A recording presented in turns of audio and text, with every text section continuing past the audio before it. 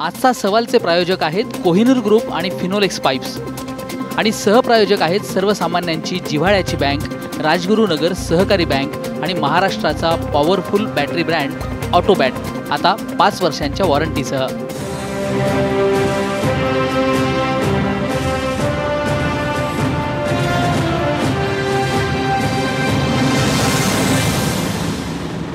नमस्कार, मी आशिष जाधव। आजचा सवालमध्ये तुमचं स्वागत आहे। स्वतंत्र भारताच्या इतिहासात म्हणजे जवळपास 70 वर्षांमध्ये पहिल्यांदा भारताच्या पंतप्रधानांनी इस्रायलच्या भूमीवरती पाय ठेवला, इस्रायलला भेट दिली आणि इस्रायलबरोबर भारताचे द्विपक्षीय करार इस्रायलमध्ये जाऊन केलेले आहेत। पंतप्रधान नरेंद्र मोदी हे ते पहिले पंतप्रधान आहेत। पण इस्रायलबरोबर द्विपक्षीय करार करताना यामध्ये एक वेगळं राजकारण आहे का? कारण भारताचं जे परराष्ट्र धोरण आहे त्यामध्ये आत्तापर्यंत इस्रायलला तसं स्थान नव्हतं। इस्रायल आणि भारताचे नवे द्विपक्षीय करार हे एक त्यानिमित्तानं परराष्ट्र धोरणामधलं नवं स्थित्यंतर आहे, एक पॅराडाइम शिफ्ट भारताच्या परराष्ट्र धोरणामध्ये या निमित्तानं पुढे आलेला आहे। आणि म्हणून इथं एक नवा अध्याय सुरू होतोय, तो म्हणजे एकीकडं मध्यपूर्व राष्ट्रांचं राजकारण, त्यात इस्रायलचं स्थान, जी अरब राष्ट्र आहेत त्यांच्या भारताबरोबर असलेली जवळीक आणि अरब राष्ट्रांनी वेळोवेळी भारताच्या बाजूनं दिलेला कौल, हा सगळा विचारात घेता इस्रायलबरोबरचे हे नवे द्विपक्षीय करार, नवे द्विपक्षीय संबंध नेमके कशा पद्धतीचे असणार आहेत, त्याचा नेमका परिणाम काय होणार आहे आणि इथून पुढं भारताची परराष्ट्र धोरणामध्ये वाटचाल काय असणार आहे, या विषयावर आपण आज चर्चा करणार आहोत। आपला आजचा सवाल बघा, मोदींची इस्रायल भेट भारताच्या परराष्ट्र धोरणातलं नवं स्थित्यंतर आहे का? हे आपल्या आजच्या सवालमध्ये काही महत्त्वाचे मुद्दे दडलेले आहेत। मुद्दा क्रमांक 1, दहशतवादाविरोधात भारत इस्रायलची एकजूट ही काळाची गरज आहे का? मुद्दा क्रमांक 2, इस्रायली युद्धतंत्र आणि कृषी तंत्राची भारताला मदत होईल का? मुद्दा क्रमांक 3, सीमापार घुसखोरी विरोधात इस्रायली लष्करी प्रशिक्षण भारताच्या कामी येईल का? मुद्दा क्रमांक 4, इस्रायल संबंधांमुळे जुने अरब देश भारतापासून दुरावण्याची शक्यता आहे का? शेवटचा मुद्दा, मुद्दा क्रमांक 5, नरेंद्र मोदींच्या इस्रायल प्रेमाला धर्मभावनेचा आधार आहे का? हा एक असा मुद्दा आहे की ज्याभोवती ही चर्चा फिरू शकते, त्यामुळे हा शेवटचा मुद्दा खूप महत्त्वाचा आहे। मी चर्चेला सुरुवात करण्यापूर्वी पाहुण्यांची ओळख करून देतोय। आपल्या स्टुडिओमध्ये आहेत भाजपचे प्रवक्ते ॲडव्होकेट विश्वास पाठक, आपल्या स्टुडिओमध्ये आहेत मध्यपूर्व राष्ट्राच्या संबंधातले जाणकार अभ्यासक फिरोज मिठीबोरवाला, जवळपास 20 वर्षांहून अधिक काळ ते या प्रश्नांवर लिहित आहेत। आपल्यासोबत अभ्यासू पत्रकार आहेत द वीक या देशातल्या सर्वाधिक खपाच्या साप्ताहिकाचे ते स्पेशल करस्पॉन्डंट आहेत निरंजन टकले। आपल्यासोबत एकूणच परराष्ट्र धोरणाविषयीचे अभ्यासक केतन वैद्य सुद्धा आहेत। तसंच थोड्याच वेळात आपल्यासोबत काँग्रेसचे प्रवक्ते डॉक्टर राजू वाघमारे सुद्धा असणार आहेत। मी चर्चेला सुरुवात करतो ती निरंजन टकले तुमच्यापासून। 1949च्या दरम्यान पॅलेस्टाईनच्या भूमीवरती इस्रायलचा जन्म झाला अशी आख्यायिका आहे। किंबहुना पाश्चात्य देशांनी इस्रायलची निर्मिती ज्यू लोकांसाठी केली असंही म्हटलं जातं आहे। तेव्हापासूनच जे हिंदुत्ववादाचा कट्टर पुरस्कार करणारी लोक आहेत भारतामधली, त्यांना इस्रायलबद्दल पुळका आहे। पण अरब राष्ट्रांचा विचार करून काँग्रेस प्रणित सरकारांनी, जितकी काही म्हणून सरकार आली, त्यांनी नेहमी इस्रायलपासून 2 हात दूर राहण्याची भूमिका घेतली, करार मदार केले, पण इस्रायलमध्ये जाण्याचं धाडस दाखवलं नाही। आज पहिल्यांदा नरेंद्र मोदी इस्रायलमध्ये जाऊन इस्रायलबरोबर द्विपक्षीय करार करतायत, हे महत्त्वाचं नाही? हे महत्त्वाचं म्हणजे मला ते महत्त्वाचं आहे हे एक या अर्थाने असं वाटतं की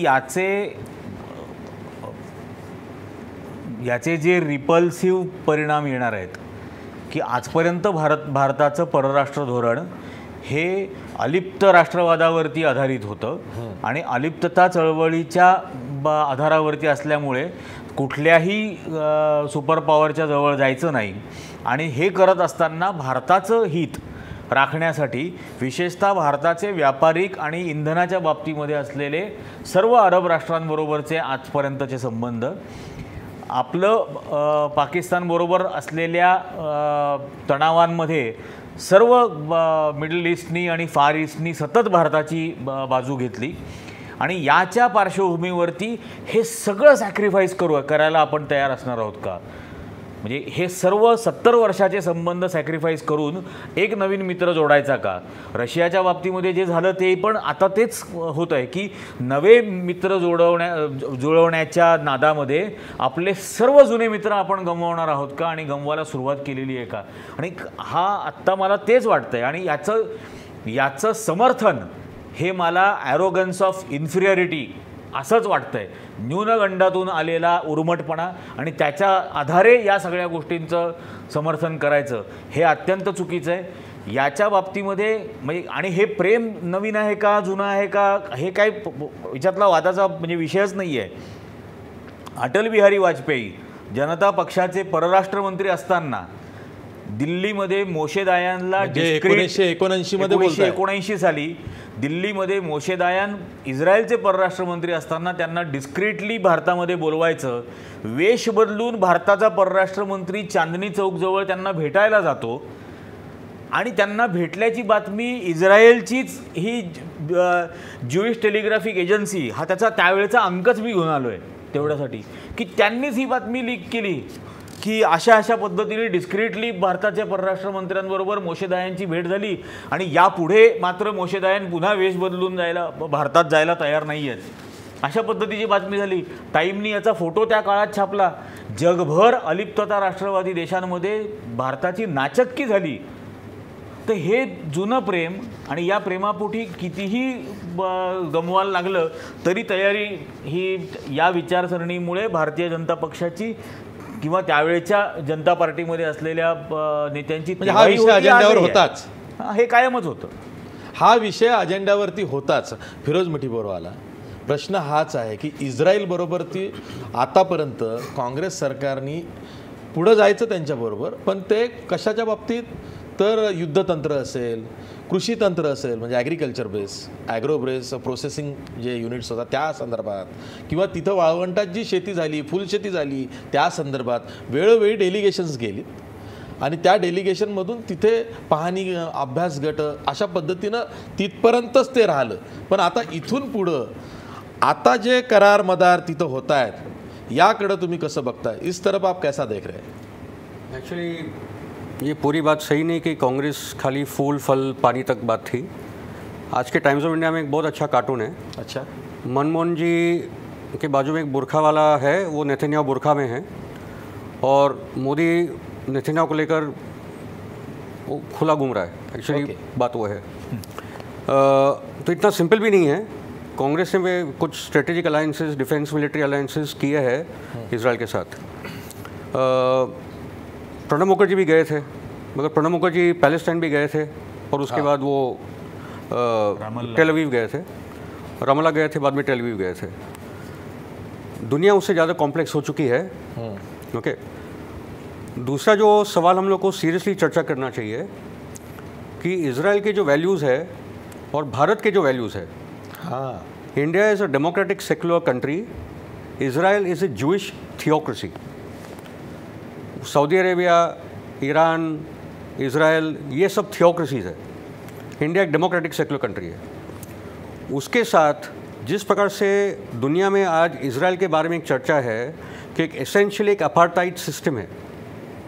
it is an apartheid state, a racist state, जिसके बुनियाद पे पैलेस्टीनियंस का आज भी ऑक्यूपेशन और बहुत ही ब्रूटल ऑक्यूपेशन चल रहा है. डेस्मंड टूटू की बात कर लो, नोम चॉम्स्की की बात कर लो.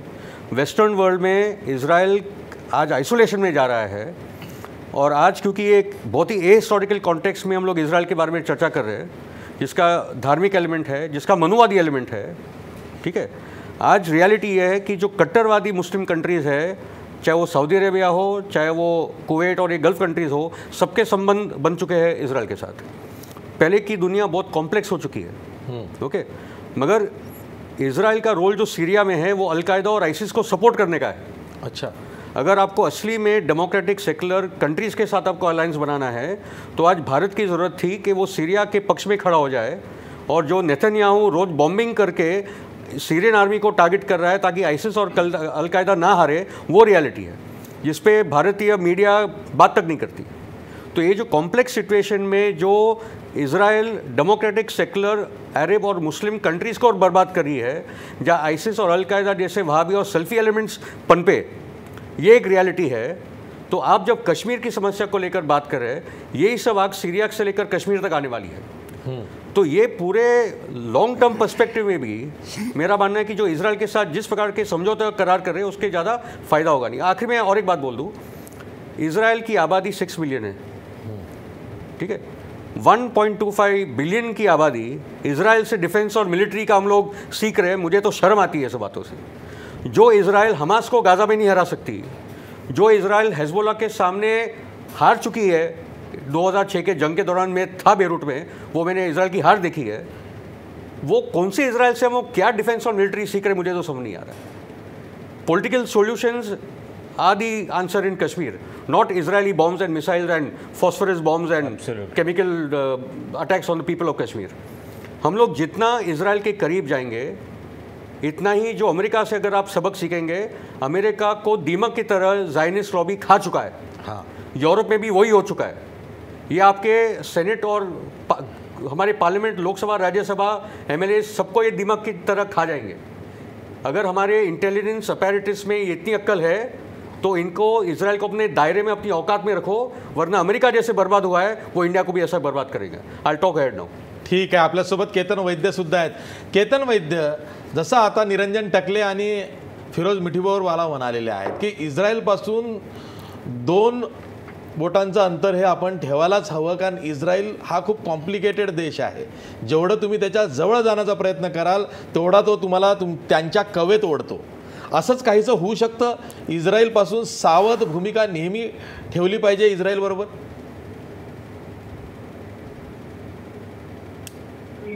इस्रायल लोकशाहीवादी राष्ट्र आहे, तो आहे, इस्रायल एक महत्त्वाचं राष्ट्र आहे, तो आहे, त्याच्याबरोबर संबंध प्रस्थापित करायला पाहिजे। तो भारताला पूर्ण जगाशी संबंध प्रस्थापित करायला पाहिजे। स्पेशली जेव्हा नॉर्मलाइज मुवमेंटची सुरुवात भारताने केलेली आहे। पण एक छोटासा मुद्दा आपण लक्षात घेऊया की काल नेतांनी भाषणात म्हणाले की मी उजवीकडे बघितलं तर मला लोकशाही देश कुठला दिसतो? भारत दिसतो। भारताने डावीकडे बघितलं तर लोकशाही कोण दिसतं? तर इस्रायल दिसतो। अशी अलिप्तवादाची भूमिका काढणार नाहीये। मग अफगाणिस्तानात राजेशाही आहे का? इराणमध्ये राजेशाही आहे, पाकिस्तानात आता लष्कर शासनात आहे का ऑफिशियली?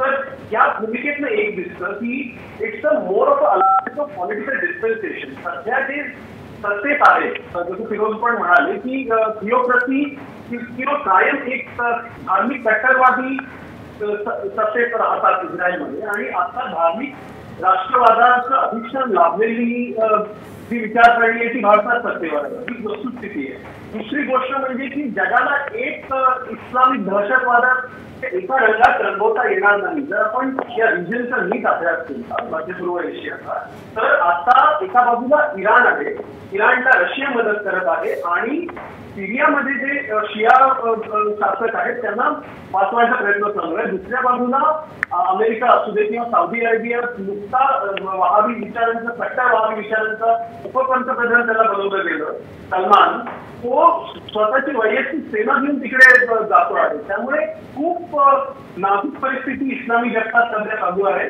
आणि याच्यामध्ये जर आपण इस्रायलला सपोर्ट केला तर आपण जसं म्हणालो होतो की स्प्रिंग ऑफ पर्ल थेअरी जी आहे चायनाची, ती अशी एक मोत्यांची माळ गळ्याभोवती गुंफा की भारत पूर्ण धुरपटून जाईल, आणि कराचीमधला बाजारपेठ घ्या किंवा नेपाळमध्ये तितकेसे चांगले संबंध नाहीये, श्रीलंका, तर तेच आता होणार आहे की एक इराण आपला सच्चा साथी आहे आणि तो दुरावण्याची शक्यता आहे।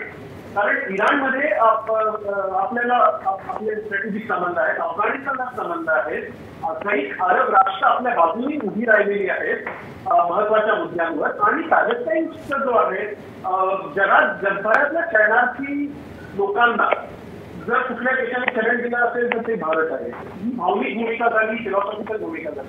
प्रॅक्टिकल भूमिका म्हणायची झाली तर इस्रायल हा अमेरिकेचा नॅशनल अलाय आहे. त्यामुळे जेव्हा जग कोल्ड वॉर सदृश परिस्थिती होती तेव्हा इस्रायल हा अमेरिकेचा मित्र होता, पॅलेस्टाईन हा भारताचा मित्र होता.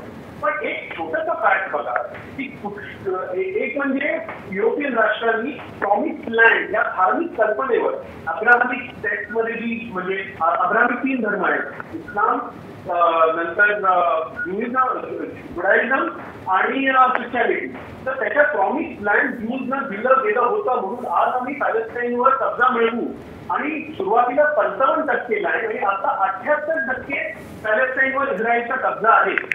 तर या सगळ्यात तुम्ही एक 2 राष्ट्र भेटणं आणि कूटनीती करणं एक गोष्ट आहे आणि दुसरी गळाभेट आणि जणू काही अनेक वर्षापूर्वी वेगळे झालेले भाऊ एकामेकांना भेटत आहेत अशा तऱ्हेचं एक तयार करणं हे नक्कीच चिंतेची बाब आहे. एस्पेशली ट्रबल्ड रिजन जे आहे भारताचं त्या दृष्टिकोनातून बघितलं. ठीक आहे. खरं तर नरेंद्र मोदी आणि बेंजामिन नेतन्याहू या दोघांनी आज ट्विटरवरनं जाहीर केलेलं आहे की वर्षानुवर्षांचे आम्ही 2 मित्र आहोत, स्वातंत्र्यानंतर आम्ही जन्मलेले मित्र आहोत आणि आमच्या या मैत्रीच्या गाठी ह्या स्वर्गात बांधल्या गेल्या वगैरे वगैरे बरंच काही बोललेलं आहेत.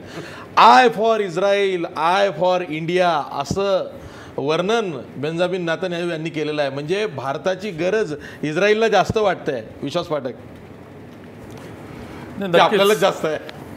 नक्कीच. बघा, सर्वप्रथम आपण जर बघितलं तर 1948 साली इस्रायलचा जन्म झाला.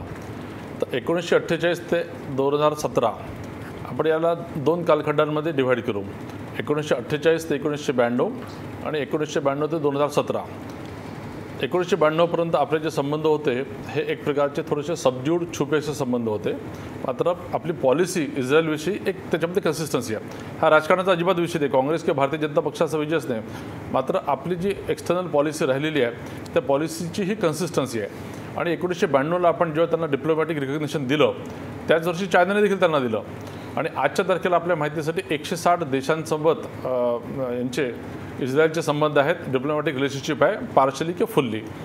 तर या सगळ्या पार्श्वभूमीवर आज 25 वर्ष झालेले म्हणून प्रधानमंत्री तिकडे गेले आणि ते तिथे गेल्यानंतर इस्रायलमध्ये न भूतो न भविष्यती अशा प्रकारचं तिकडे स्वागत झालं. याचाच अर्थ की आपले कुठेतरी संबंध एक नक्कीच तिथे तयार झालेले होते, ते फक्त आज प्रदर्शित झालेले आहे. मला याच्यात एकच सांगायचं आहे की इस्रायल हा देश किती आहे, जसं सरांनी सांगितलं आत्ता की एक नागपूरसारखा किंवा पुण्यासारखा देश आहे आणि महाराष्ट्रापेक्षा देखील अर्ध क्षेत्रफळ असलेला देश आहे. पण याच्याकडे कितीतरी गोष्टी जगाला घेण्यासारख्या आहेत. उदाहरणार्थ टेक्नॉलॉजी आहे, इरिगेशन आहे, नंतर सायबर सिक्युरिटी आहे, इंटरनल सिक्युरिटी आहे, एक्सटर्नल सिक्युरिटी आहे. हा एक लहानसा देश तो ज्या प्रकारे संपूर्ण त्यांचे विरोधी किंवा शत्रू राष्ट्र बाजूला असताना देखील ज्या प्रकारे लढतो आहे, तर हेच दर्शवतं की या देशाकडनं बऱ्याच काही गोष्टी शिकण्यासारख्या. आज मला असं वाटतं की आपले प्रधानमंत्री तिकडे जे गेले आहे हे प्युअरली एक व्यावसायिक ट्रिप आहे. याच्यातनं आपल्याला फायद्याचं जे आहे ते त्यांच्याकडनं घेण्यामध्ये गैर काहीच नाही आहे. त्याच्या आधी त्यांनी सौदी अरेबियामध्ये दौरा केलेला आहे, नंतर अफगाणिस्तानचा त्यांचा दौरा झालेला आहे. आपले संबंध इराणशी या सगळ्यांशी सुधारलेलेच आहेत आणि याच पार्श्वभूमीवर आपण एक व्यावसायिक टूर म्हणून याच्याकडे बघायला हवं. आपल्याला जर बघितलं तर या देशाच्या थोड्याशा स्ट्रेंथ समजून घ्या. इतका लहानसा देश यांनी 12 नोबल प्राइजेस म्हणजे अचीव केलेले आहेत. त्याचबरोबर स्टार्टअपमध्ये अमेरिकेनंतर दुसऱ्या नंबरचा एक देश आहे की स्टार्टअप बिझनेस यांच्याकडे खूप आहे. त्याच्या माध्यमातून आपल्याला मेक इन इंडिया आणि त्यांनी देखील म्हटलं की मेक फॉर इंडिया हे आम्ही करू. तर स्टार्टअपच्या माध्यमातून आपल्या बिझनेसमध्ये काही फायदा होतो का. त्याचबरोबर आपल्या माहितीसाठी इतका लहानसा देश असून देखील नासडॅकसारखी जी एक सर्वात इंटरनॅशनल अशी स्टॉक एक्सचेंज असतं तिकडे अमेरिका चायनानंतर 3रा नंबरचा देश हा इस्रायल आहे की इथल्या अनेक कंपन्या तिकडे लिस्टेड आहेत. मला असं वाटतं आर्थिक टेक्नॉलॉजी या सर्व दृष्टीवर इस्रायलकडनं बरंच काही देवाणघेवाण करण्यासारखं आहे आणि ते व्यावसायिक दृष्टीने ती आपल्याला भेट बघायला हवी. मला असं वाटतं याच्यात चुकीचं काहीच नाही आहे. आणि तिथे आता इस्रायल आणि भारतादरम्यान टेक्नॉलॉजी इनोव्हेशन फंडची सुद्धा स्थापना झालेली आहे. निरंजन टकले, तुम्हाला काय म्हणायचं आहे यावर? मला याच्यामध्ये हे म्हणायचं आहे की यापूर्वी जसं फिरोजबाईंनी सांगितलं की भारताने इस्रायलकडून ॲवॅक्स घेतली, म्हणजे त्याच्यानंतर बॅरॅक मिसाईल्स घेतली, मिसाईल शिल्ड टेक्नॉलॉजी त्याच्यामधली घेतलेली होती. तर या सगळ्या गोष्टी किंवा ॲग्रिकल्चरबद्दलची सुद्धा टेक्नॉलॉजी इस्रायलची जैन इरिगेशनमध्ये आलीच होती किंवा आजही इतर इंडस्ट्रीमध्ये वापरलीच जाते. त्यासाठी एवढे ऑप्टिक्स करायचे आणि एवढे सगळे ऑप्टिक्स दृश्य सगळे हे करायचे आणि सगळं हे जे I for India, I for Israel, मग आय फॉर आणखीन काहीतरी असतं ते पण बोलायचं का? तर इतकं हे सगळं याच्यात हे करायला नाही पाहिजे होतं.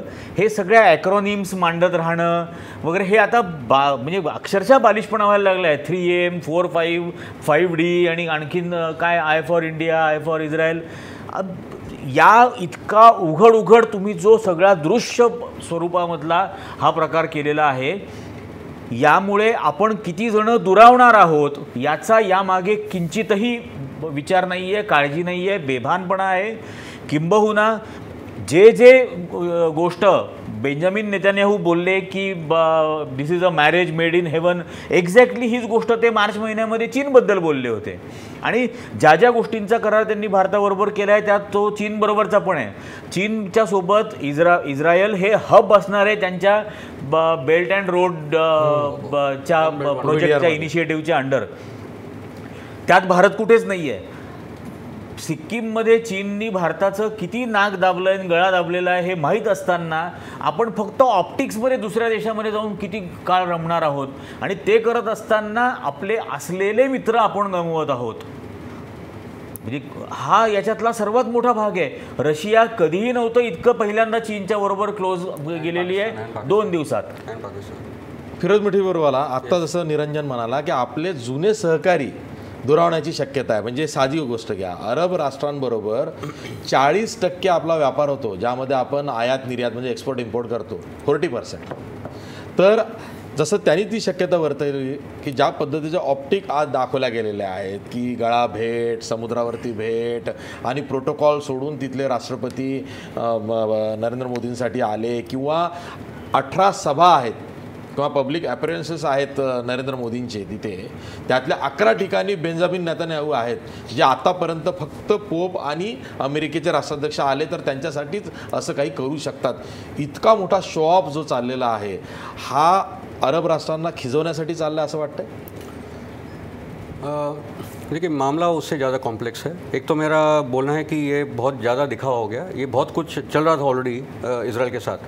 और मेरा फिर से बोलना है कि इजराइल से जितनी हम लोग डिफेंस और मिलिट्री और इंटेलिजेंस में बोल रहे हैं, हाँ, ये देश बहुत डेंजरस है भारत के खुद के सॉवरेनिटी के लिए. दूसरा मेरा बोलना है कि आज आतंकवाद को जो बढ़ावा मिल रहा है सीरिया में, वो सीरिया की आतंकवाद के पीछे आईसिस और अल-कायदा को सपोर्ट करने वाली जो सबसे ओपन ताकत है वो है इजरायली एयरफोर्स. वो सीरियन आर्मी को बार बार अटैक कर रही है. पिछले हफ्ते में तो 4 बार अटैक हो गया कि जब सीरियन आर्मी आगे बढ़ रही तो आईसिस और अल-कायदा के फोर्सेस को बचाने वाला है इजरायली एयरफोर्स. तो कौन से आतंकवाद के खिलाफ लड़ रहा है और कौन से आतंकवादी को बचा रहा है वो मोदी और नेतन्याहू को बोलना चाहिए. चौथी बात आपको बता दूं कि नेतन्याहू दुनिया में नामचीन वॉर क्रिमिनल्स में आज गिना जाते हैं.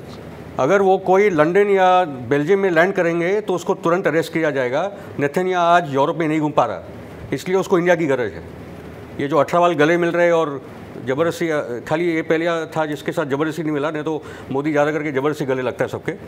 मगर द पॉइंट इज़ दैट कि नेतन्याहू गले लग रहे हैं. हाँ, मतलब नेतन्याहू को गरज है इंडिया की ये बताने के लिए. मगर जो सेकुलर एलिमेंट्स है इजराइल में, उनको भी शर्म आ रही है कि एक जेनिन का हथियारा, जेनिन और दूसरा गाज़ा का हथियारा और दूसरा गुजरात, क्योंकि गुजरात का जो नरसंहार चल रहा था तब जेनिन और गाज़ा में भी चल रहा था. ओके, तो एक आइडियोलॉजिकल माइंडसेट का बड़ा प्रॉब्लम है ही. आखिरी बात मैं बोलना चाहूँगा कि Arab Islamic states are totally divided right now. That is not a big problem. Okay, ठीक है.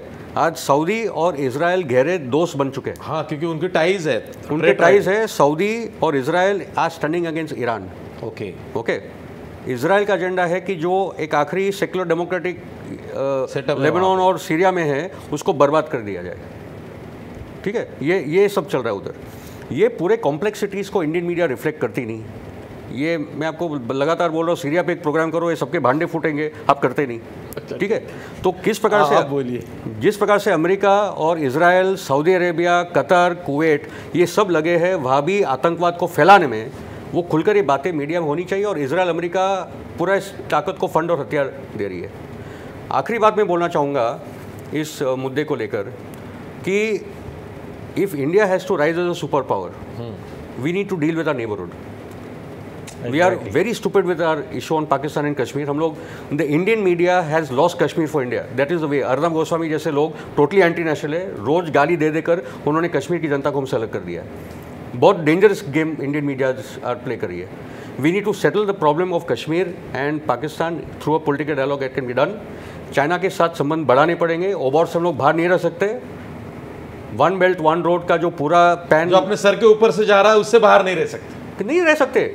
और जो भी छोटे मुल्क आज हम लोग की आशा की तरफ देख रहे हैं कि चीन के खिलाफ भारत ही है जो खड़ा हो सकता है, तो कौन, श्रीलंका, नेपाल, भूटान लड़ने वाले हैं चाइना के खिलाफ ओबॉर के कॉन्टेक्स्ट में। तो और हम लोग ग्वादार की रोड की बात करें कि वो ऑक्यूपाइड कश्मीर से जा रहा है, अरे अक्साई चीन लेकर बैठा है चाइना, उसके बारे में हम लोग ने कौन बोल रहा है? ठीक है, नथुला पास तक उनका हाईवे है। एग्जैक्टली, हम नथुला पास जाने का अभी बना रहे रोड, हम लोग इजराइल के दायरे के स्ट्रेटेजिक एजेंडा में ना आए, ट्रम्प के दायरे के स्ट्रेटेजिक एजेंडा में ना आए कि हम लोग चीन के खिलाफ यहाँ खड़े हो जाए। ठीक है, आज ज़रूरत है कि चीन, रशिया, इंडिया, ईरान, ये 4 स्टेबलाइजिंग फोर्सेज है रीजन में जो इस रीजन को बचा पाएंगे। सही में। और आखिरी में खाली केतन मेरा दोस्त है, उसको बोल दूँ, I think if you seeing to stream Ketan Vaidya, Israel is not a secular democracy. It is essentially an apartheid Zionist state, highly racist.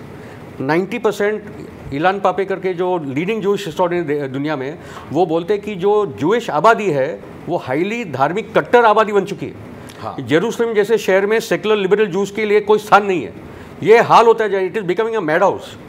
वहाँ इस देश में लिंच माउस, पाकिस्तान में ब्लास्फेमी के नाम पे, यहाँ गाय के नाम पे, और इजराइल में पागलपन। ये पूरे दुनिया में जो धार्मिक कट्टरवादी ताकतों का जो सत्ता में आ रहे हैं, ये उसी किस्म का अलायन्स, और ये सब हम लोग आज दुनिया में देख रहे हैं। ठीक आहे, मी एक ब्रेक घेणार आहे। ब्रेक नंतर आपल्यासोबत डॉक्टर राजू वाघमारे सुद्धा आहेत, विश्वास पाठकांनाही मला काही प्रश्न विचारायचे आहेत, केतन वैद्यही आहेत।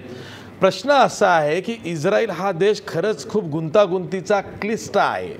बऱ्याच विचारसरणी इथून फोफावल्या जातात, तिथून त्या सक्रिय होतात। एवढंच नाही तर त्यांची ती इंटेलिजन्स एजन्सी आहे मोसाद, ती खूप हिकमती आहे आणि तिचीसुद्धा एक वेगळी दहशत आहे। आणि त्यामुळंच इंटेलिजन्सच्या बाबतीत भारतातनं काही मोसादबरोबर करार करायचे असेल किंवा त्यांची मदत घ्यायची असेल, जी सीमापार घुसखोरी भारतात होते आणि भारताला त्या दृष्टीनं सुद्धा भारतानं करार केलेले आहेत, तर त्यामध्ये इस्रायलची काही मदत होऊ शकते का, की तिथं पुन्हा धर्मवाद आडवा येऊन आपण त्याच दृष्टीनं, त्याच चष्म्यातून इस्रायलकडे बघू?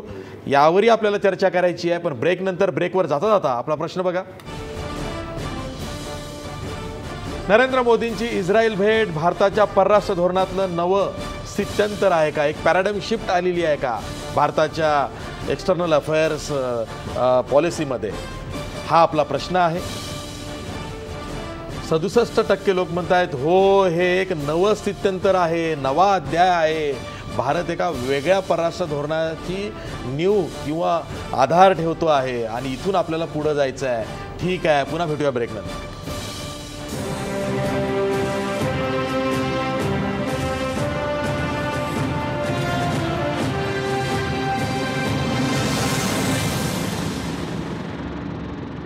ब्रेकनंतर पुन्हा तुमचं स्वागत। आपल्यासोबत काँग्रेसचे प्रवक्ते डॉक्टर राजू वाघमारे आहे। राजू वाघमारे, आतापर्यंतच्या चर्चेत अनेक मुद्दे आलेले आहेत ज्याला तुम्ही मुकलेला आहात। थोडीशी समरी मी तुमच्यासाठी सांगतो। विश्वास पाठक यांनी जोरदार समर्थन केलेलं आहे की इस्रायल बरोबर जे नवे द्विपक्षीय करार मदार होत आहेत आणि खास करून अधिकृतरित्या इस्रायलमध्ये जाऊन देशाचे पंतप्रधान नरेंद्र मोदी इस्रायल बरोबर द्विपक्षीय करार करतायत, द्विपक्षीय संबंध नव्याने सुरू करतायत, ते आगामी वाटचालीसाठी खूप चांगले आहेत। आणि त्याच वेळी इतर पाहुणे जे आपले आहेत त्यांचं असं म्हणणं आहे की इस्रायल बरोबर थोडं जपून, इस्रायल हा काय अमेरिका नाही, फार वेगळा देश आहे, त्याबरोबर वाटचाल करताना थोडं जपून, स्वतःची अस्मिता इतकी पणाला लावू नका की इस्रायलला आपण बोट दिल्यावर ते आपला खांदा जोडून घेतील असं काही तुम्हालाही वाटतंय? आशिषजी, सगळ्यात पहिल्यांदा आपण एक गोष्ट लक्षात घेतली पाहिजे की पंतप्रधान नरेंद्र मोदींनी गेल्या 3 वर्षामध्ये 64 फॉरेन व्हिजिट केल्या आणि या फॉरेन व्हिजिटकडे जर आपण बघितलं परदेशवारीकडे, तर देशाच्या पदरात या 64 परदेशी भेटींमधून काहीही हाती लागलेलं नाही. ना आपल्याकडे फॉरेन फंड आला, ना आपले जॉब वाढले, ना टेक्नॉलॉजी आली, ना आपल्याकडे त्या गोष्टीमुळे इम्पोर्ट एक्सपोर्ट वाढला. तुम्ही जर सगळ्या आघाड्यांवर बघाल तर सगळ्या आघाड्यांवर आपला देश या फॉरेन ट्रिपमधून काहीही मिळवू शकलेला नाही. आणि ही 65वी ट्रिप आहे. त्याच्यामुळे 64 ट्रिपचा जर इतिहास बघितला तर आपण या ट्रिपमधूनही काहीही मिळवलेलं नाही. हा पहिला मुद्दा आहे. दुसरा मुद्दा असा की इस्रायलबरोबर आपण पहिल्यांदाच भेटतोय का, तो गेल्या आजचं हे जे 2017 वर्ष आहे हे 25 वर्षाचं डिप्लोमॅटिक रिलेशनशिप इस्रायलबरोबर आहे. आपण आर्मीतली टेक्नॉलॉजी घ्या, अँटी टेररिझमची टेक्नॉलॉजी घ्या, अँटी मिसाईलची टेक्नॉलॉजी घ्या, पुष्कळ टेक्नॉलॉजीमध्ये आपण इस्रायलची मदत घेतो, इस्रायलची टेक्नॉलॉजी आपण घेतो.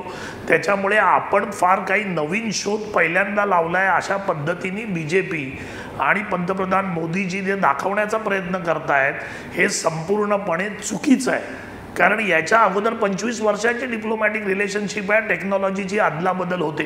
एक छोटीशी दुरुस्ती करतो.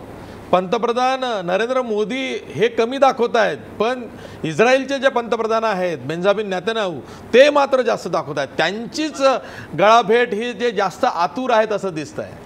नाही, आता हे कसं आहे, हे ऑप्टिकसाठी हे दोन्ही पंतप्रधान एकमेकाला अगदी सारखे आहेत आणि ऑप्टिक जेवढं दाखवता येईल, जेवढं आपल्या भारतीयांना कन्व्हिन्स करून तिकडे आणून जय जय मोदी करता येईल तेवढं प्रमाण प्रत्येक परदेशवारीप्रमाणे इकडेही करण्यात आलेलं आहे. माझे काही मित्र आहेत इस्रायलमध्ये, त्यांनी स्पष्ट सांगितलं मला, doctor V have a call from embassy आणि आम्हाला कन्व्हिन्स करतायत की तुम्ही या आणि या कार्यक्रमाला उपस्थित राहा आणि we will see that how you will benefited from this. त्याच्यामुळे अशा प्रकारचं मोदींचा जो हा एक प्रकारचा शो इव्हेंटचा भाग आहे हा त्यांनी इकडे चालू केलेला आहे. आता प्रश्न आहे की आता आपण इस्रायलकडून काय मिळवणार. तर इस्रायलकडून यांनी जो करार केलेले आहेत टेररिझमच्या बाबतीत, आता टेररिझमच्या बाबतीत अख्खं जग एकमेकाशी करार करतंय, त्याच्यातून भारताला टेररिझममध्ये काय मिळणार. मगाशी ज्या वक्त्यांनी सांगितलं की सिरियामध्ये आज त्या टेररिस्ट लोकांना जर कोण सपोर्ट करत असेल त्या सिरियन आर्मीच्या वर बंबार्डिंग करून, तर ते इस्रायल करत आहे. इस्रायलच्या बाबतीत या जगातला एकही देश 100% शुअर नाही. इवन अमेरिकासुद्धा. मी अमेरिकेतलं उदाहरण देतो. अमेरिकेमध्ये आता एक मोहीम चालू झालेली आहे अमेरिकेच्या कॉलेजच्या कॅम्पसमध्ये की इस्रायली लोकांना बायकॉट करायचं, इस्रायलीच्या ज्यूजना बायकॉट करायचं किंवा धार्मिक ह्याच्यावर नाही पण इस्रायल देशाच्या अँगलने. तुम्हाला नवल वाटेल की न्यूयॉर्कचे जे गव्हर्नर आहेत अँड्रू कोवेन यांना शेवटी एक फतवा काढावा लागला. ते ज्यूइश आहेत, त्यांना एक फतवा काढावा लागला की असं जर कोण बॉयकॉट करत असेल तर त्याच्यावर कारवाई केली जाईल. सांगण्याचं तात्पर्य असं की ज्या अमेरिकेने इस्रायलला आज एवढी वर्ष मदत केलेली आहे ती अमेरिकासुद्धा इस्रायल बरोबरच्या संबंधांबद्दल स्पेक्टिकल आहे. आता आपण आपल्याकडून इस्रायलला जे मिळणार आहे ती बाजारपेठ आपण त्यांना उपलब्ध करून देणार आहोत. त्या बाजारपेठचा उपयोग इस्रायल आपल्याकडून करेल. पण आपल्याला जे मिळणार आहे ते असं मिळणार आहे की आपले जे पूर्वीचे मित्र आहेत ते मित्र आणि सहकारी या पूर्वीचे बाकीचे देश त्यांना आपण गमावायची शक्यता वाटते आहे का. ऑलरेडी रशियाला आपण दुखावलेलं आहे. रशिया आपल्यापासून दूर गेल्यामुळे आज चायना जो इतका मोठमोठ्याने बोलतोय आणि अगदी ताठरमानाने आपल्याशी वागतोय त्याचं कारण आहे कारण रशिया आपल्यापासून दूर गेलाय. अमेरिका काय तिकडून लढायला येणार नाही.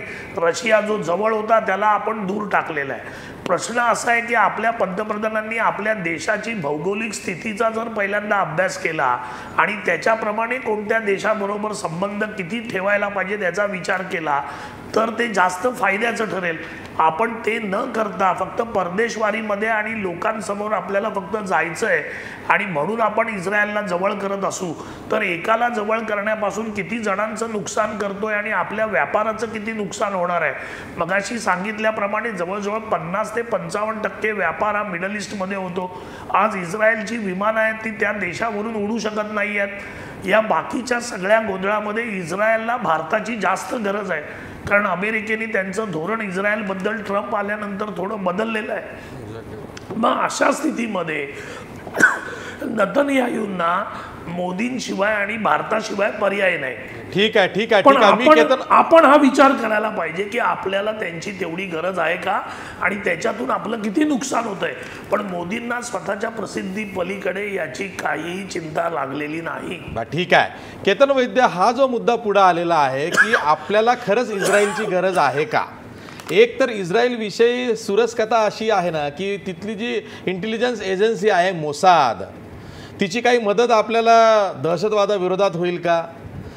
त्यांचं जे काही युद्धतंत्र आहे किंवा त्यांची जे घुसखोरीला आवरण्यासाठीचं जे तंत्र आहे असेल त्यांनी काही विकसित केलं तर त्याची काही मदत होईल का. या दृष्टीनं इस्रायलची आपल्याला किती मदत होऊ शकते असं वाटतं. अशा गोष्टी खुलेआम केल्या जात नाहीत आणि जुना मुद्दा उपस्थित करायचा असेल तर हा ऑप्टिक्सचा भाग आहे आणि या अगोदर पण अशी स्ट्रॅटेजिक मदत तुम्हाला वाटत नाही का की रॉ आणि मोसाद किंवा इतर इंटरनॅशनल एजन्सीची होत असेल. आणि फिरोज मिर्चीबरोबरांनी छोटा मुद्दा उचलला तर डेमोक्रेसी या अर्थाने की या जगात अनेक ज्यूज आहेत जे सेक्युलर आहेत आणि जे लेफ्ट लिव्हिंग आहेत, जे जगाला मार्ग दाखवण्याचा पण प्रयत्न करत आहेत, तर त्यांना सगळ्यांना डिस्काउंट करता येणार नाही. पण आता सांगितल्यावर एक गोष्ट नमूद करावीशी वाटते की आता ही सत्ताधारी पक्ष आहे तो प्रचंड थिओक्रॅटिक आहे, तो धर्मभावनेनी पछाडलेला आहे. आणि दुसरी गोष्ट म्हणजे राष्ट्राचं किंवा आंतरराष्ट्रीय जे धोरण असतं ते काही कॉन्स्टंटीन्स ठरवणार आहे का की किती देशांच्या तुम्ही वाऱ्या केल्या यांनी ते ठरतं का तुमचे स्ट्रॅटेजिक इंटरेस्टनी ठरतं. दुसरी गोष्ट म्हणजे कमर्शियल इंटरेस्ट हा मांडला जातो, पण कमर्शियल इंटरेस्ट तर मोठा मध्यपूर्व इतर देशांची आहे आणि ऍट व्हॉट कॉस्ट. आणि रशियाला दुरावणं, रशिया तो देश आहे सगळ्यांना सर्व ज्ञात आहे की 1971ला जेव्हा बांगलादेशच्या शांती सेनेच्या विरोधात बाजूने जेव्हा भारत उभा राहिला तेव्हा अमेरिका प्लॅन करत होतं की त्यांचं 7वं जे नौदल आहे फ्लीट ती त्या समुद्रात आणण्याचं आणि त्या विरोधात फक्त एक राष्ट्र आपल्या बरोबर उभं राहिलेलं ते रशिया. तर या सगळ्याचा काय दूरचा परिणाम होणार आहे.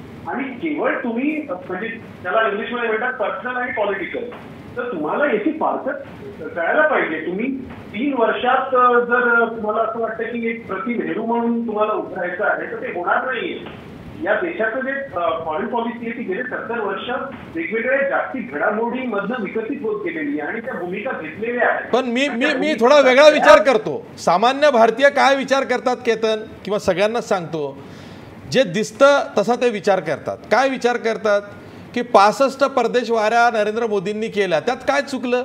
देश तर ते नीट सांभाळत आहेत, त्यांच्या पुढ्यात एकही नेता भाजपचा बोलत नाही, सरकारमधला एकही मंत्री त्यांना वाकुल्या दाखवू शकत नाही.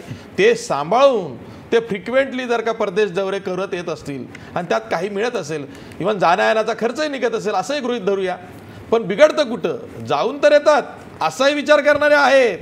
त्यामुळे त्यांच्या परदेशवारीचा इतका भाऊ करण्याची गरज नाही. बरोबर विश्वास पाठक. बघा, यांनी जे काही परदेश वाऱ्या केल्या आहेत त्याच्या माध्यमातून आपल्या त्या देशांचे संबंध सुधारलेले आहेत. एक्झॅक्टली, काही ना काही तर पुढे जातातच. नाही, समजून याच्यामध्ये की त्यांनी फार सायंटिफिकली हे दौरे आखलेले आहेत. आशियामधल्या एका भागात त्यांनी दौरे केले, दुसऱ्या भागात केले, अमेरिकेला केले आणि आता 5व्या टप्प्यामध्ये ते आफ्रिके देशात जाणार आहेत. याच्यामध्ये पूर्ण एक सायन्स आहे, सायंटिफिक आहे आणि म्हणूनच त्याच्यातनं आपल्याला बरेचसे फायदे होत आहेत. डॉक्टर राजू अंबारेच्या माहितीसाठी FDIमध्ये भारत हा मोस्ट फेवर्ड डेस्टिनेशन आहे. FDIमध्ये आपण सर्वात जास्त FDI रिसीव्ह केलेलं आहे. काहीच केलेलं नाही हे मला वाटतं पूर्णपणे आंधळेपणाचं बोलणं आहे, लक्षण आहे. दुसरं मला आपल्याला हे सांगायचं आहे की इस्रायलच्या माध्यमातून आपण असं म्हणत नाही की इस्रायल आपल्याला मिळाला म्हणजे आपण जग जिंकलं म्हणून. शेवटी आपला लढाई आपल्याला लढायची असते. हे आपण मागच्या युद्धात बघितलं. डॉक्टर राजू अंबारेंना मी हे विचारतो की 1965मध्ये हे चायना हे आपल्या तेजपूरपर्यंत म्हणजे 300 किलोमीटर आपल्या हद्दीत आलं आणि आपल्याला त्यांनी आपली जागा दाखवली. तेव्हा कुठे रशिया होती. त्यामुळे आपण कोणाच्या भरोश्यावर युद्ध लढत नसतो. आपल्याला आपले मित्र वाढवायचे आणि त्यांच्याशी संबंध प्रस्थापित करण्याचा पूर्ण अधिकार आहे. मला असं वाटतं इस्रायलच्या ट्रिपकडे केवळ ही व्यावसायिक ट्रिप म्हणून बघायची. त्याच्यातनं आपल्याला काय मिळणार आहे, तर प्रथमतः या सरकारने असा विचार केला की आपण मेक इन इंडियाच्या माध्यमातून जे काही आपले शस्त्र आहे त्याचं मॅन्युफॅक्चरिंग भारतात होऊ शकतं का, ती टेक्नॉलॉजी आपण आणू शकतो का. तर आपल्या माहितीसाठी इस्रायलने ट्रान्सफर ऑफ टेक्नॉलॉजी देखील ॲग्री केलेली आहे आणि इस्रायलची टेक्नॉलॉजी ही चायना पण घेते, अमेरिका घेत आहे. त्या म्हणजे चांगलं आहे ते चांगलंच आहे, ते घ्यायला काहीच हरकत नाही. आणि मी आपल्याला तो मुद्दा मांडलाच की स्टार्टअपमध्ये हे नंबर 2वर आहे. सर्वात जास्त स्टार्टअप प्रोजेक्ट्स त्यांच्याकडे आहे. त्यामुळे मेक इन इंडिया आणि मेक फॉर इंडिया जसं इस्रायलच्या त्या प्रधानमंत्र्यांनी म्हटलं त्याच्यामध्ये आपल्याला फायदाच होणार आहे. मला वाटतं याला आपण पॉझिटिव्ह बघायला हवं. ते ऑप्टिक्स आणि त्यांचे देहबोलीन या सगळ्या गोष्टी न बघता जरी 64 ट्रिप झाल्या असल्या तरी पहिल्या दुसऱ्या तिसऱ्याला आपण हसलो म्हटलं की हे फक्त नाटक आहे. मला सांगा त्याच त्या देशांमध्ये परत जातात आहे, तेवढाच उत्साह आहे. आणि आपल्या अजून एका माहितीसाठी त्या इस्रायलच्या काही चर्चेमध्ये बघत होतो की भारतामध्ये जेव्हा त्याचं एक हे घेण्यात आलं सर्वे, जसं तुम्ही आता दाखवलं, तर लोकांना विचारण्यात आलं की अमेरिका की इस्रायल नंबर 1 तर तुमचा मित्र कोण. तर 58% लोकांनी इस्रायलला मान्यता दिलेली आहे भारतातल्याच आणि 56% लोकांनी अमेरिकेला दिली आहे. त्यामुळे लोकांचा देखील मानस हे प्रधानमंत्री चांगल्या प्रकारे जाणतात आणि कोणची गोष्ट बोल्डली आणि वेगळ्या प्रकारे करण्याचे धारिष्ट दाखवतात.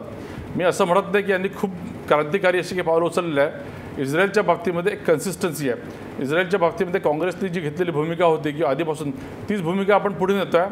आज आपण फक्त ओपनली हे करतो आहे. मला असं वाटतं नरेंद्र मोदींच्या माध्यमातून इतक्या वर्ष आपण जे काही धोरणं आखले त्याला कॅपिटलाइज करून बोल्डली पुढे जाण्याची धमक केवळ या प्रधानमंत्र्यांमध्ये हे आपण मानायला हवं. केतन वैद्य, मी आता पुन्हा तुमच्याकडे येतो. Sorry for interruption. Ketan Vaidya, जसं आता विश्वास पाठक म्हणाले की त्यांचं सरकार आलेलं आहे आणि त्यांना माहिती आहे की त्यांचं सरकार पुढेही चालणार आहे, अशा वेळी ते स्वतःचं काही करू पाहत आहेत, स्वतःची परराष्ट्र नीती आखू पाहत आहेत आणि त्याचा भाग म्हणून त्यांच्या इतका परदेशवाऱ्या होत आहेत, ते नवे नवे मित्र मिळवत आहेत. हां, त्याचं आपण ॲनालिसिस जरूर करूया. आता पुन्हा तुम्ही त्याचं ॲनालिसिस करा. नाही, बिलकुल. परराष्ट्र मंत्री, मला असं वाटतं की परराष्ट्र मंत्री या देशात नावादेखील झालेले आहेत. त्यांना ट्विटरवर इतर जे भारतीय नागरिक आहेत त्यांना मदत करणं वगैरे एवढाच लिमिटेड भाग झालेला आहे. कारण सगळा जो फेस आहे परराष्ट्र धोरणाचा, नंतर डिफेन्स धोरणाचा, जसं आर्थिक धोरणाचा, हा एकच व्यक्ती सगळीकडे फिरत आहे. तर ती एक महत्वाची बाब आहे. त्याचं काय उत्तर आहे? हा देश आहे, हा अनेक लोकांचा आहे आणि 1.2 अरब लोकांचा देश असताना एक मनुष्य सगळं धोरण ठरवतो, सगळ्याबद्दल सतत रोज टीव्हीवर घेत राहतो, हे भारताच्या परंपरेची साधन नाही.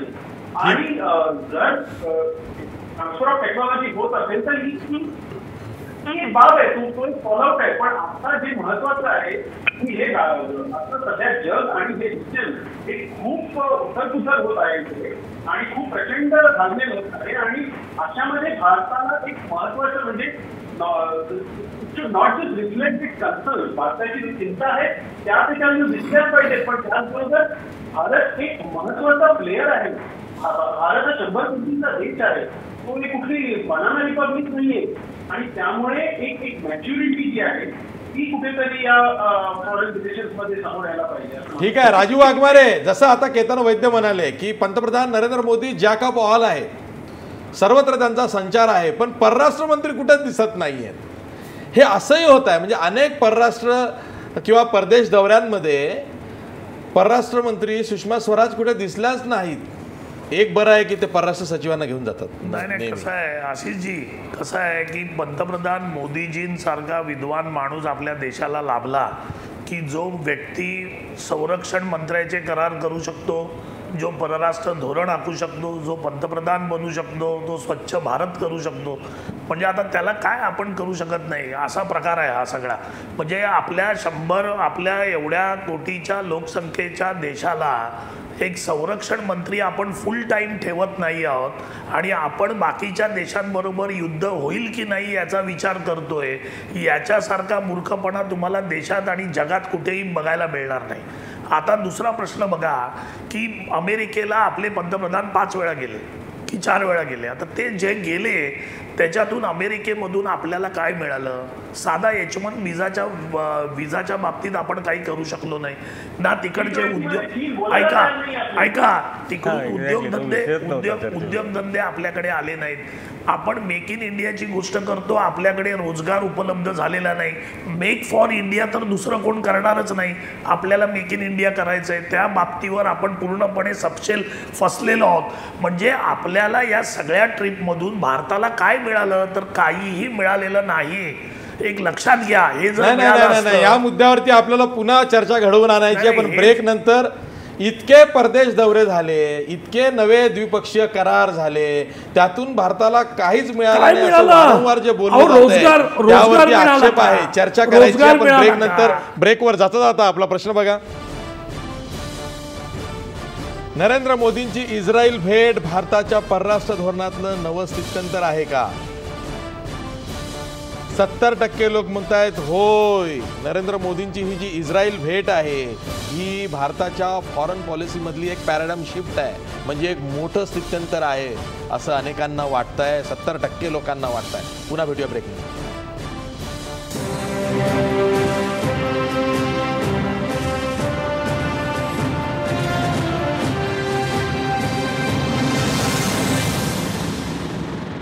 ब्रेक नंतर पुन्हा तुमचं स्वागत. आपल्यासोबत ॲडव्होकेट विश्वास पाठक आहेत, भाजपचे प्रवक्ते. सर, इस्रायलमध्ये जाऊन पंतप्रधानांनी करार मदार केलेले आहेत आणि एक नवा अध्याय सुरू होतं हे सर्वच मान्य करतायत. पण ज्या पद्धतीचे आक्षेप पंतप्रधानांच्या भूमिकेला घेऊन घेतले जात आहेत, तुम्हाला असं वाटतं की ही सोची समजी राजनीती आहे परराष्ट्र नीतीची, की आम्हाला अशा पद्धतीनंच आमचं परराष्ट्र धोरण जे भाजपचं म्हणून आहे ते पुढं राबवायचं आहे? हा अजेंडा मोदींच्या अमेरिका भेटीत असेल, इस्रायलच्या भेटीत दिसतोय?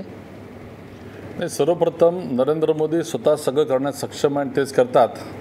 आणि त्याच्यावरनं आपण ज्या प्रकारे थोडेसे हास्य केले हे मला वाटतं थोडंसं अन्यायकारक आहे. बरोबर. आपण GSTच्या वेळेस जर त्यांचं भाषण ऐकलं असेल तर GSTचं श्रेय देताना त्यांनी काय म्हटलं की हे कोणत्या एका सरकारचं श्रेय नाही आहे, हे कोणत्या एका नेत्याचं श्रेय नाही आहे, हे सर्वांचं श्रेय आहे. आणि गेल्या 15 वर्षापासूनची ही तपस्या आहे. मला वाटतं त्या व्यक्तीची मॅच्युरिटी बघून तुम्ही ते ज्या प्रकारचे नेतृत्व करतात आहे आणि ज्या प्रकारे त्यांना प्रत्येक देशांमध्ये एक प्रकारचं वेलकम होत आहे हे देखील आपण, मला असं वाटतं की खरोखरच नेहरूंनंतर इतक्या प्रकारची प्रतिष्ठा भारताला आपल्या प्रधानमंत्र्यांच्या माध्यमातून पहिल्यांदाच मिळते. हे आपण नाकारता कामा नये. नेहरूंचं नाव आलं की तुम्ही आक्षेप का घेता? निरंजन टाकले असं का? एक मिनिट मला कंप्लीट करू दे. का तुलना होऊ शकत नाही मोदींची नेहरूंची? एकदा आपण आता थांब, आम्ही नंतर येतो, पूर्ण करू द्या. हा मुद्द्यावरती मी येणार आहे, या मुद्द्यावर येणार. एकदा आपण एका चष्म्यातनं जर बघितलं तर आपल्याला ते तसंच दिसतं. मात्र ओपनली बघा, जग ओपनली बघताय, मोठ्या प्रमाणामध्ये लोक त्यांना ऐकायला येतात, बघायला येतात आहे, हे देखील आपण नाकारायला नको. दुसरं H1Bचा मुद्दा, त्याच्यावर देखील आपण थोडासा हसण्याचा प्रयत्न केला. मला सांगा, H1Bच्या बद्दल तिथल्या डोनाल्ड ट्रम्पने इलेक्शनमध्ये जसं आपल्याकडे लोकल पक्ष घोषणा करतात तसं त्यांनी केलेली ती घोषणा होती आणि त्याच्यावर त्यांनी काही कार्यवाही केलेली नाही आहे. त्यामुळे या भेटीमध्ये डोनाल्ड ट्रम्पने विषय काढणं अपेक्षित होतं, मोदींनी काढणं अपेक्षित होतं.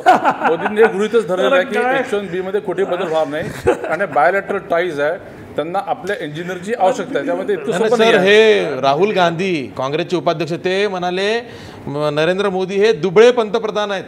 अमेरिकेत जाऊन H1B विजाचा मुद्दा त्यांनी उपस्थित केला नाही. नाही बघा, मला वाटतं इतिहासामध्ये डॉक्टर मनमोहन सिंग किंवा राहुल गांधी हे सर्वात स्ट्रॉंग प्रधानमंत्री, स्ट्रॉंग लीडर होते, अशी होईल, नक्कीच होईल आणि आम्ही तशी आशा करतो. मला असं सांगायचं की याचं फलित काय मुख्यतः तर मुळामध्ये टेक्नॉलॉजी ट्रान्सफरच्या माध्यमातून आपण आपल्या देशामध्ये जे काही डिफेन्सला लागणारे इक्विपमेंट्स आहेत त्याचं मटेरियल आपण इथे मॅन्युफॅक्चर करू शकतं का, ते आपण नक्कीच करू शकू. त्या दृष्टीने एक डेव्हलपमेंट होणार आहे. दुसरं इंटरनल सिक्युरिटी, हा भारताच्या दृष्टीने इंटरनल सिक्युरिटी एक महत्त्वाचा मुद्दा आहे. तिकडे इस्रायलला इंटरनल सिक्युरिटी मग हमासची असो किंवा ज्यांच्या माध्यमातून असो, आपल्याकडे हे अल कायदा असेल तर त्या इंटरनल सिक्युरिटीला ते कसं हँडल करतात आहे. कारण त्यांनी 2 प्रकारचे असे काही अस्त्र निर्माण केले आहे की ज्याच्या माध्यमातून कोणालाही इजा होणार नाही, मनुष्यहानी होणार नाही, पण ज्याला मारायचं आपण त्याला मारू शकतो. तर अशा प्रकारचे काही आपण जर टेक्नॉलॉजी आणले तर त्याचं नक्कीच आपण स्वागत करायला हवं. ठीक आहे. निरंजन टाकले, मगाशी तुम्ही हसला होतात. नेहरूंची मोदींबरोबर किंवा मोदींची नेहरूंबरोबर तुलना का होऊ शकत नाही? याचं पहिलं कारण असं आहे, मार्क्सनी त्याच्या ग्रंथाच्या सुरुवातीला असं लिहून ठेवलं होतं की a ghost is haunting Europe. तसं Nehru has always haunted RSS and BJP. त्यामुळे कुठलीही गोष्ट असली तर नेहरूंचं नाव घेतल्याशिवाय ती बरोबर आहे. नेहरूवाद मागे टाकायचा आहे, त्याला सारायचं आहे बाजूला आणि मग पुढे जायचं आहे. नेहरूंच्या नंतर इंदिरा गांधी भारताच्या पंतप्रधान होत्या. 182 देशांच्या अलिप्तता राष्ट्रवादी चळवळीच्या त्या प्रमुख अध्यक्ष म्हणूनही त्यांनी काम केलेलं होतं. इंदिरा गांधींना मत विचारण्यासाठी जर्मनीचे चॅन्सलर भारतामध्ये येत होते, म्हणजे आत्ता ज्यांचं निधन झालं होतं, तर हे भारतामध्ये सल्ला घ्यायला येत होते. भारताच्या आणि विशेषतः इंदिरा गांधींची आंतरराष्ट्रीय प्रश्नांवरती भूमिका काय असेल यासाठीचं सल्ला घेतला जात होता. त्यानंतरच्या काळामध्ये ज्यावेळेला रशियाचं डिसइंटिग्रेशन झालं, गार्बाचेव्हनी ज्यावेळेला पेरिस्ट्रॉइका आणि ग्लासनोस्त हे दोन हे शब्द त्यांनी कॉईन करून धोरण आखण्याचा प्रयत्न केला, त्याही वेळेला गार्बाचेव्ह आणि रोनाल्ड रेगन यांच्यामधला संवादाचा सर्वात मुख्य दुवा हा राजीव गांधीच होते. त्यामुळे आंतरराष्ट्रीय प्रश्नांमध्ये एक महत्वाची भूमिका नेहमी राहिलेली आहे, ती नेहरूंपासून राहिलेली आहे. आणि मग वाजपेयी काय होते? वाजपेयी काही अर्थ नव्हता. वाजपेयींपेक्षा सुद्धा आता मोदी मोठे झाले आणि नेहरूंनंतर थेट मोदी, म्हणून मला त्याच्यावरती हसू आलं. आणि त्याच्यात दरवेळेला नेहरूंचं नाव घ्यायचं. नेहरूंनी दिशा दिलेल्या या जगाच्या आंतरराष्ट्रीय परराष्ट्रीय धोरणांना आपण कुठल्या दिशेने चाललेलो हे आपल्याला माहीत नाही आहे. चीन भारताच्या सीमेत घुसलेला आहे, भारताकडे पूर्ण वेळ परराष्ट्र मंत्री नाही आहे. भारताचा पंतप्रधान देशाच्या बाहेर आहे आणि ते तिकडे जाऊन काय I for India, I for Israel असं काहीतरी ॲक्रॉनिम्स मधल्या चर्चा चाललेल्या आहेत.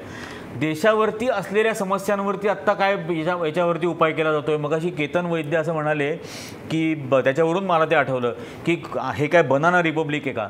डेफिनेटली हे बनाना रिपब्लिक नाही आहे, पण मला त्याच्याबरोबर हे पण सांगायचं आहे की म्हणजे कोई भी देश यूं ही बनाना रिपब्लिक नाही बनता, उसे बनाना पडता है.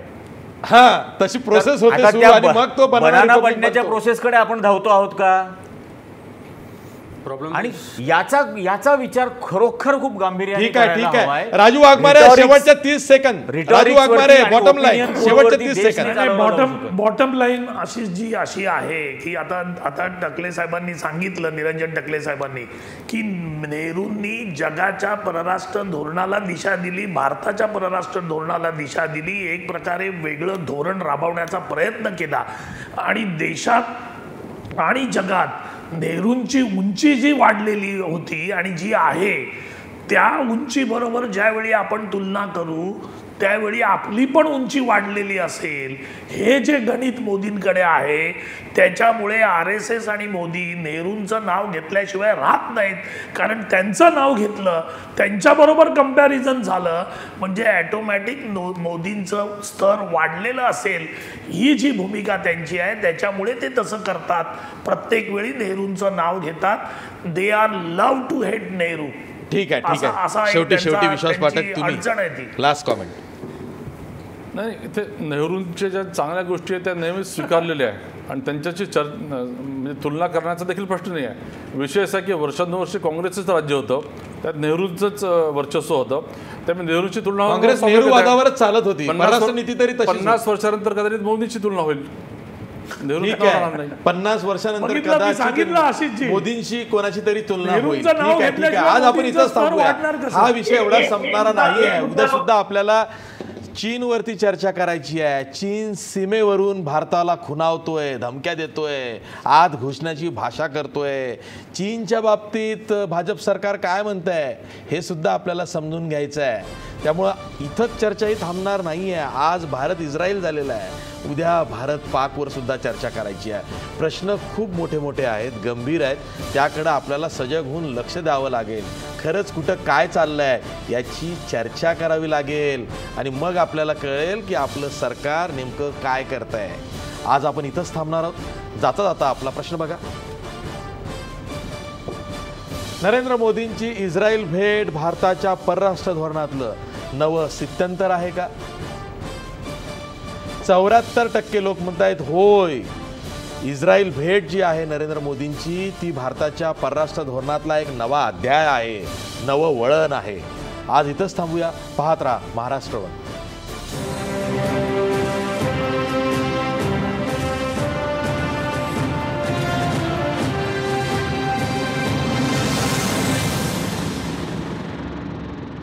आजचा सवालचे प्रायोजक आहेत कोहिनूर ग्रुप आणि फिनोलेक्स पाईप्स आणि सहप्रायोजक आहेत सर्वसामान्यांची जिव्हाळ्याची बँक राजगुरुनगर सहकारी बँक आणि महाराष्ट्राचा पॉवरफुल बॅटरी ब्रँड ऑटोबॅट, आता 5 वर्षांच्या वॉरंटीसह।